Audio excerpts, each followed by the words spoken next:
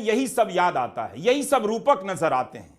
आज कोर्ट में बहस लंबी चली और मामला जटिल भी है, इसलिए ड्रैगन और ड्रैकुला के सहारे हमने छोटा सा एक ब्रेक ले लिया। लेकिन अब आपका ध्यान फिर से चाहता हूं और गुजारिश है कि इस वीडियो को पूरा देखिएगा। हिंदी के अखबार वैसे ही इस पूरे मामले पर गोबर लीप देते हैं, कुछ पता ही नहीं चलेगा कि क्या कहा गया और क्या नहीं कहा गया।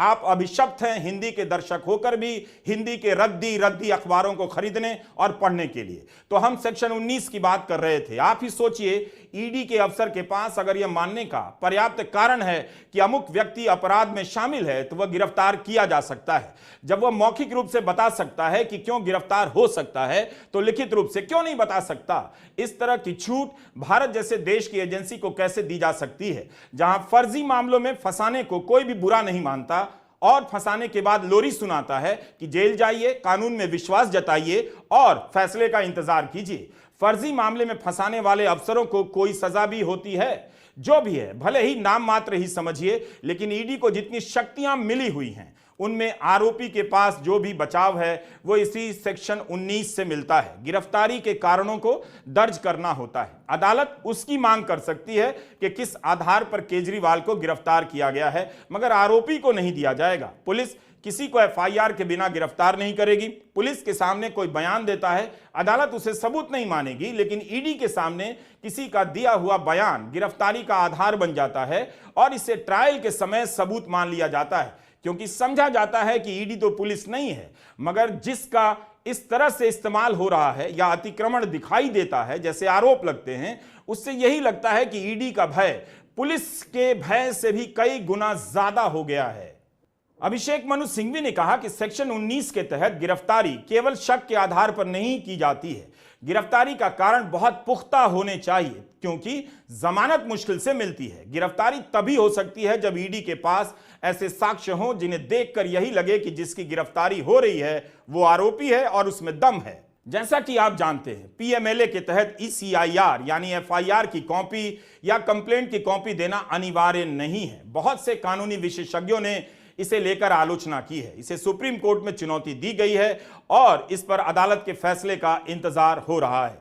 इस समय जो कानून है उसके अनुसार ईडी को गिरफ्तारी के वक्त एफआईआर की तरह ईसीआईआर डिटेल के रूप में देने की कोई जरूरत नहीं, सिर्फ गिरफ्तारी का आधार बताया जा सकता है।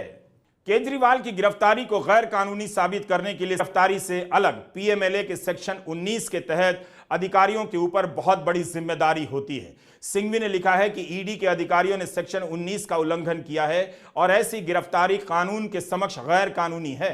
आपको दिखाना होगा कि गिरफ्तारी क्यों जरूरी है। सिंघवी ने लेवल प्लेइंग फील्ड, समतल जमीन और संविधान के मूल ढांचे पर प्रहार की बात कोर्ट के सामने रखी। यही बात उन्होंने चुनाव आयोग के सामने रखी थी। हम उनके पुराने बयान का वो हिस्सा आपको सुनाना चाहते हैं। शुरू होने के बाद सिंघवी ने कहा कि कोई भी मुख्यमंत्री गिरफ्तार हो सकता है, मगर सवाल टाइमिंग का है। सेक्शन 50 के तहत बयान नहीं लिया गया है, बिना बयान गिरफ्तारी हुई है। उन्होंने जज से कहा कि आपने बताया है कि स्टेटमेंट इंक्वायरी के नेचर की है, छानबीन के दौरान मिली जानकारी और उस पर प्रयुक्त विवेक के आधार पर गिरफ्तारी हुई है। यह मूल ढांचे पर आक्रमण है। आपका उद्देश्य है मुझे और मेरी पार्टी यानी अरविंद केजरीवाल और आम आदमी पार्टी को अस्थिर करना। सिंघवी की दलीलों में उनकी वकालत का अनुभव आज बढ़ चढ़कर बोल रहा था। वे आज ही केजरीवाल की रिहाई पर अड़ गए थे।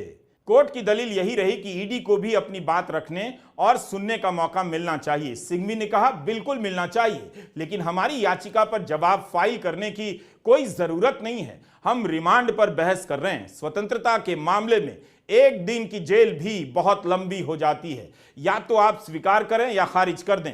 ईडी के वकील को अलग से जवाब देने की कोई जरूरत नहीं। हमारी रिहाई की अपील सुनी जानी चाहिए। कोर्ट ने सुनने की अनुमति दे दी। सिंघवी ने यहां तक ईडी के तमाम तर्कों को पीछे छोड़ते हुए अपनी बात रखने का मौका कोर्ट से हासिल कर लिया और सिंघवी बहस करते चले गए। उनकी दलीलों का आधार यही था कि गिरफ्तारी गैर कानूनी है और केजरीवाल को रिमांड खत्म होने से पहले आज ही रिहा किया जाना चाहिए। 28 मार्च को केजरीवाल की रिमांड खत्म हो रही है। सिंघवी कहते रहे कि पीएमएलए में मुख्य बात होती है प्रोसीड्स ऑफ क्राइम की। मतलब यही हुआ कि क्या केजरीवाल ने पैसे लिए हैं या किसी तरह से इस्तेमाल कर उसे सफेद किया है। इसमें दूसरे अपराधों के लिए आप गिरफ्तार नहीं कर सकते। काले धन को सफेद करना ही अपराध माना जाता है। यह फर्क समझना होगा। जो आम अपराध है वो पीएमएलए के तहत तभी आएगा जब उससे हासिल पैसा किसी और बिजनेस में लगाकर काले से सफेद किया गया हो।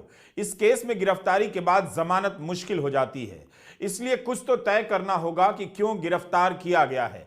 आपके पास गिरफ्तार करने की शक्ति है, लेकिन इसका मतलब यह नहीं कि किसी को भी गिरफ्तार कर लें या गिरफ्तारी जरूरी ही है। अभिषेक मनु